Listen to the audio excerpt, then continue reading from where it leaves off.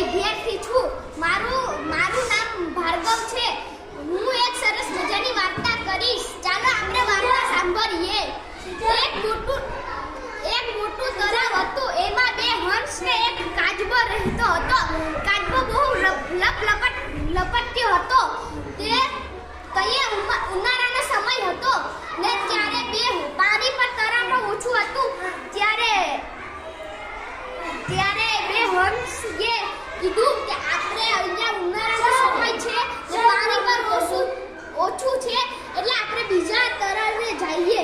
તો કાચબાએ પર આ વાત સાંભળી લીધી ને એને કીધું કે હું પણ આવીશ તમારી ભેગો. તો બે હંસ કહે કે તું અમારી ભેગો કેમ આવીશ? તારો તો પંખ પણ નથી. તો કાચબો કહે કે તમે એક લાકડી લો અને એમાં બે ચાચું ઘાલી લો ને પછી હું ઘાલી તો તમે ઉડીને લઈ જશો. તો બે હંસે એમ જ કર્યું. એક લાકડી લીધી ને ચોચ ઘાલી લીધી. પણ પેલા એને એ કીધું હતું કે તું બોલતો નહીં, બાકી તો જીવન પર પડી જઈશ.